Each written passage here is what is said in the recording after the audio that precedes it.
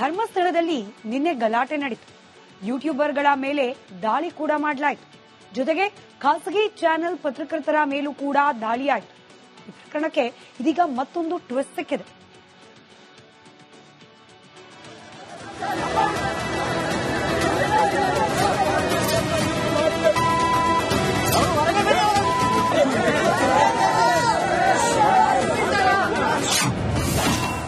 ಧರ್ಮಸ್ಥಳದಲ್ಲಿ ಖಾಸಗಿ ವಾಹಿನಿ ಪತ್ರಕರ್ತರಿಗೆ ಥಳಿತ.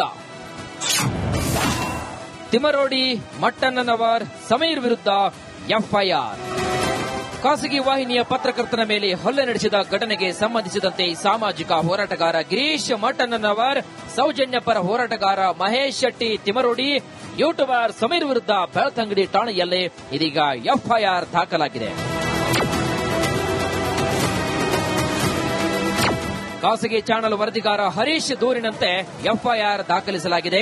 ಎಫ್ಐಆರ್ನಲ್ಲಿ ಗಿರೀಶ್ ಮಟ್ಟಣ್ಣನವರ್ A1, ಮಹೇಶ್ ಶೆಟ್ಟಿ ತಿಮರೋಡಿ A2 ಹಾಗೂ ಯೂಟ್ಯೂಬರ್ ಸಮೀರ್ A3 ಹಾಗೂ ಜಯಂತ್ A4 ಸೇರಿದಂತೆ ಇತರರ ಹೆಸರನ್ನು ಕೂಡ ಎಫ್ಐಆರ್ ಅಲ್ಲಿ ಉಲ್ಲೇಖಿಸಲಾಗಿದೆ.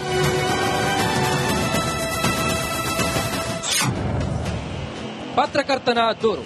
ಧರ್ಮಸ್ಥಳದಲ್ಲಿ ಯೂಟ್ಯೂಬರ್ಗಳ ಮೇಲೆ ಬುಧವಾರ ಹಲ್ಲೆ ನಡೆದ ವಿಚಾರ ತಿಳಿದ ಹಿನ್ನೆಲೆಯಲ್ಲಿ ನಾನು ಹಲ್ಲೆಗೆ ಒಳಗಾದವರನ್ನ ಮಾತನಾಡಿಸಲು ಉಜಿರೆಯ ಬೆನಕ ಆಸ್ಪತ್ರೆಗೆ ಬಂದಿದ್ದೆ.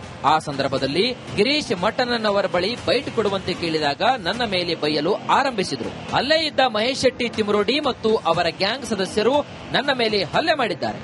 ಈ ವೇಳೆ ಕೀಳು ಭಾಷೆಯಿಂದ ನಿಂದಿಸಿದ್ದಾರೆ. ಆಗ ಸ್ಥಳಕ್ಕೆ ಬಂದ ಸಮೀರ್ ಬೆದರಿಕೆ ಹಾಕಿದ್ದಾರೆ. ವಿಷಯ ತಿಳಿದು ಆಸ್ಪತ್ರೆಗೆ ಆಗಮಿಸಿದ ಪೊಲೀಸರು ನನ್ನನ್ನು ರಕ್ಷಣೆ ಮಾಡಿ ಒಳಗೆ ಕೂರಿಸಿದ್ರು.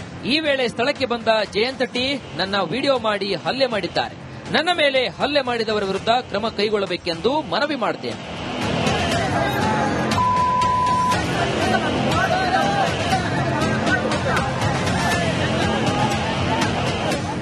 ಇದರ ಮಧ್ಯೆ ಮಹೇಶ್ ಶೆಟ್ಟಿ ತಿಮರೋಡಿಯವರ ವಿಡಿಯೋ ಒಂದು ವೈರಲ್ ಆಗ್ತಾ ಇದೆ.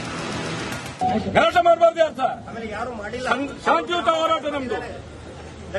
ಏನು ಹೋರಾಟ ಮಾಡಿದ್ರೆ ಆ ಟಿವಿ ಇಲ್ಲಿಂದ ಲೈವ್ ಬಿಟ್ಟಿದ್ದಾನೆ ಹೊರಟಿದ್ದಾರೆ.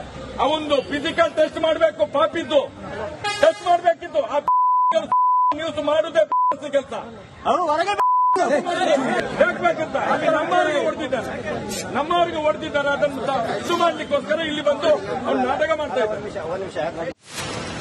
ಗಿರೀಶ್ ಮಟ್ಟಣ್ಣನವರ್, ಮಹೇಶ್ ಶೆಟ್ಟಿ ತಿಮರೋಡಿ, ಸಮೀರ್ ವಿರುದ್ಧ ಖಾಸಗಿ ಚಾನೆಲ್ ರಿಪೋರ್ಟರ್ ದೂರು ನೀಡಿದ್ದು ಪೊಲೀಸರು ಏನ್ ಕ್ರಮವನ್ನ ಕೈಗೊಳ್ಳುತ್ತಾರೆ ಕಾದಷ್ಟೇ ನೋಡಬೇಕಾಗಿದೆ. Bureau report, Republic Kannada. ಇಡೀ ದೇಶದ ಗಮನ ಸೆಳೆದಿರುವ ಧರ್ಮಸ್ಥಳ ಪ್ರಕರಣ ರಾಜ್ಯದಲ್ಲಿ, ಅದರಲ್ಲೂ ರಾಜ್ಯ ರಾಜಕಾರಣದಲ್ಲಿ ಹಲ್ಚಲ್ ಎಬ್ಬಿಸಿದೆ. ನಮ್ಮ ರಾಜಕೀಯ ನಾಯಕರು ತರಹೇವಾರಿ ಹೇಳಿಕೆಗಳನ್ನ ಕೂಡ ಕೊಡ್ತಾ ಇದ್ದಾರೆ. ಧರ್ಮಸ್ಥಳ ಪ್ರಕರಣದಲ್ಲಿ ರಾಜಕೀಯ ನಾಯಕರ ನಿಲುವು, ಹೇಳಿಕೆ ಯಾವ ರೀತಿ ಇದೆ ವಿವರಿಸುತ್ತೆ ಈ ವರದಿ. ಯಾರೇ ತಪ್ಪು ಮಾಡಿದ್ರು ಕೂಡ ಕಾನೂನು ರೀತಿ ಕ್ರಮ ತಗೊಳ್ಳುತ್ತೆ. ಈ ಭಯೋತ್ಪಾದಕರ ಷಡ್ಯಂತ್ರ ಅಂತ ಹೇಳಲಿಕ್ಕೆ ಇಷ್ಟಪಡ್ತಾನೆ. ಸುಳ್ಳು ಸುದ್ದಿ ಹರಡಿಸ್ತಾ ಇದ್ದಾರೆ. ಅವತ್ತು ಒಂದು ಕಾನೂನು, ಇವತ್ತೊಂದು ಕಾನೂನು ನಿಮಗಾಗಾದ್ರೆ. ಧರ್ಮಸ್ಥಳದಲ್ಲಿ ಶವಗಳನ್ನು ಹೂತಿಟ್ಟ ಪ್ರಕರಣ, ಯಾರನ್ನು ಬಿಡುವುದಿಲ್ಲ ಎಂದು ಗುಡುಗಿದ ಸಿಎಂ.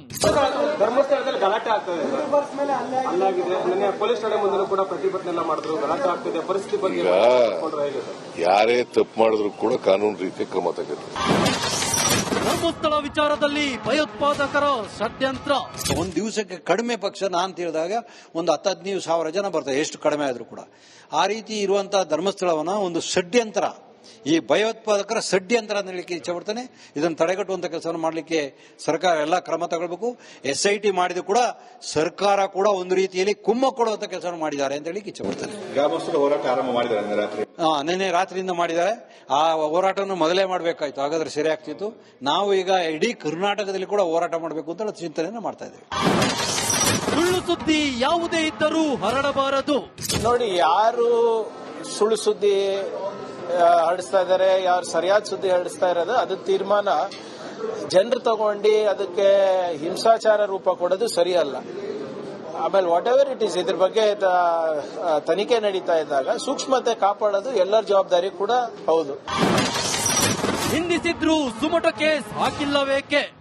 ಧರ್ಮಸ್ಥಳದ ಬಗ್ಗೆ ಇಷ್ಟು ಅಪಪ್ರಚಾರಗಳನ್ನ ಮಾಡ್ತಾ ಇದ್ದಾರಲ್ಲ, ಇಷ್ಟು ಮಂಜುನಾಥ ಸ್ವಾಮಿಯ ಬಗ್ಗೆ, ಪೂಜ್ಯ ವೀರೇಂದ್ರ ಹೆಗಡೆಯವರ ಬಗ್ಗೆ ಇಷ್ಟು ಧಾರ್ಮಿಕ ನಿಂದನೆಗಳನ್ನು ಮಾಡಿದ್ರು ಕೂಡ ಯಾಕೆ ಒಂದೇ ಒಂದು ಸೋಮೋಟ ಕೇಸನ್ನು ಇಲ್ಲಿಯೇ ತನಕ ದಾಖಲು ಮಾಡಲಿಲ್ಲ? ಅವತ್ತು ಒಂದು ಕಾನೂನು, ಇವತ್ತೊಂದು ಕಾನೂನು ನಿಮಗಾಗಾದ್ರೆ? ಹಾಗಾಗಿ ಇವತ್ತು ಸರ್ಕಾರ ಸ್ಪಷ್ಟ ಮಾಡಬೇಕು. ಅಪಪ್ರಚಾರಗಳನ್ನ ನೀವು ನೋಡಿ ಸುಮ್ಮನೆ ಯಾಕೆ ಕೂತ್ಕೊಂಡಿದ್ದೀರಿ? Bureau report, Republic Kannada. ಇನ್ನು ನೆನೆ ಧರ್ಮಸ್ಥಳದಲ್ಲಿ ನಡೆದ ಗಲಾಟೆ ಬಗ್ಗೆ ಬಿಗ್ ಬಾಸ್ ಖ್ಯಾತಿಯ ರಜತ್ ರಿಪಬ್ಲಿಕ್ ಕನ್ನಡದ ಜೊತೆ ಮಾತನಾಡಿದ್ದಾರೆ. ಗಮನಿಸಿ.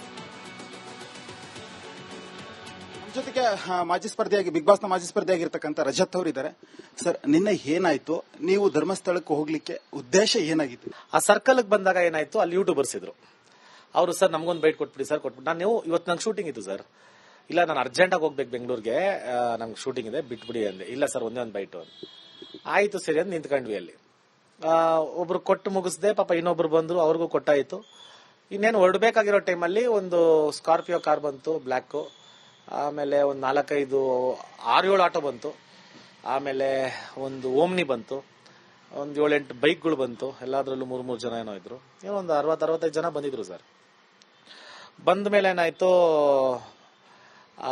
ಅವ್ರ ಮೇಲೆ ಏಕಾಏಕಿ ಬಂದ್ರು ಯೂಟ್ಯೂಬರ್ಸ್ ಮೇಲೆ. ಎಂತಕ್ಕೆ ವಿಡಿಯೋ ಮಾಡ್ತಾ ಇದ್ದೀರಾ, ಎಂತಕ್ಕೆ ಮಾತಾಡಿದಿರಾ ಕ್ಷೇತ್ರದ ಬಗ್ಗೆ, ಹಂಗೆ. ನಾನು ಅಲ್ಲಿಂದನೇ ನಿಂತಿದ್ದೆ, ಏನ್ ಮಾಡ್ತಾರೆ ನೋಡೋಣ ಅದು ಅಂತ.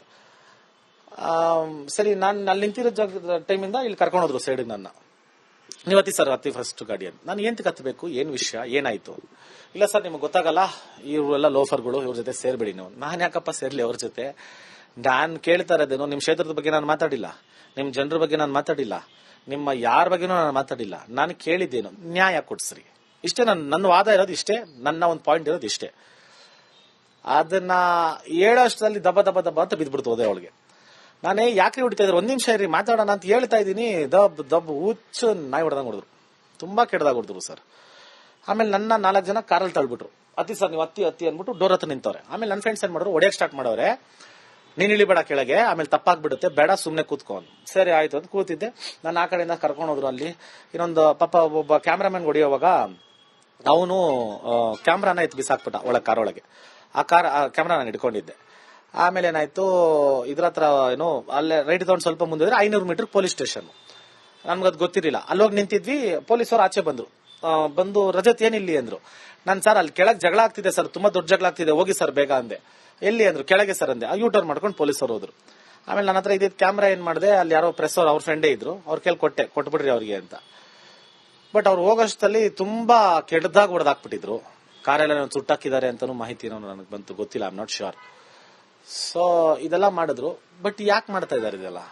ಬಟ್ ಇದನ್ನ ನಾವು ದೊಡ್ಡದು ಮಾಡ್ತಾ ಇರ್ಲಿಲ್ಲ. ನನ್ನ ಪಾಡಿಗೆ ನಾನು ಹೋಗಿದ್ದೆ, ನಾನು ಮಾತಾಡ್ಸ್ಕೊಂಡು ಬಂದ್ಬಿಟ್ಟಿರುವೆ. ಇವರೇ ಬಂದಿದ್ದು, ಇವರೇ ಹೊಡೆದಿದ್ದು, ಇವ್ರ ಕ್ಷೇತ್ರದಲ್ಲಿ ಇವರೇ ಮಾಡ್ಕೊಂತ ಇರೋದು, ಆಮೇಲೆ ಕೆಟ್ಟ ಹೆಸರು ತರ್ತಾ ಇರೋದು ಇವರೇ. ಹಿಂಗೆಲ್ಲ ಮಾಡಿ ತಿರ್ಗಾ ಅದನ್ನ ಎತ್ಕೊಂಬಂದ್ ನನ್ನ ಮೇಲೆ ಹಾಕ್ತವ್ರೆ. ನಾನ್ ಕರ್ಸಿದಂತೆ ಅವ್ರನ್ನ, ನಾನು ಬೇಕಂತ ಜಗಳ ಮಾಡಿಸಿದ್ನಂತೆ, ಅವರೆಲ್ಲ ನಮ್ ಕಡೆಯವರಂತೆ. ಪುಣ್ಯಕ್ಕೆ ನಮ್ಮ ಹತ್ರ ಪ್ರೂಫ್ ಇದೆ, ಅದಕ್ಕೆ ನಾವು ಬಚಾವು. ಸರ್ ಅಲ್ಲಿ ಏನಾದ್ರೂ ಹೆಚ್ಚು ಕಮ್ಮಿ ಆಗಿ ಅವ್ರ ಕೈ ಇಡೋದು, ಇಲ್ಲ ನಾವೇನೋ ಹಂಗೆ ರಿವರ್ಟ್ ಆಗೋದು ಆಗಿದ್ರೆ ನನ್ನ ಇನ್ನೇನೇನ್ ಮಾಡಿರೋರು ಇವರು. ನನ್ನ ಜೊತೆಗೆ ಪಾಪ ಹುಡುಗರು ಬೇರೆ ಇದ್ರು. ಅವ್ರ ಮೇಲೆಲ್ಲ ಕೇಸ್ ಹಾಕಿ ನಮ್ಗೆಲ್ಲದು ಏನು ಮಾಡಕ್ಕಾಗ್ದಿರೋ ಪರಿಸ್ಥಿತಿ ನಾನು ನಿಂತ್ಕೊಂಡ್ವಿ ಸರ್. ಇದಿಷ್ಟು ರಜತ್ ಅವರ ಮಾತಾಗಿರುವಂತದ್ದು. ಕ್ಯಾಮ್ರಾ ಪರ್ಸನ್ ಲೋಹಿತ್ ಜೊತೆ ಪ್ರವೀಣ್ ಕುಮಾರ್ ಸಲಗ್ನಳ್ಳಿ, ರಿಪಬ್ಲಿಕ್ ಕನ್ನಡ.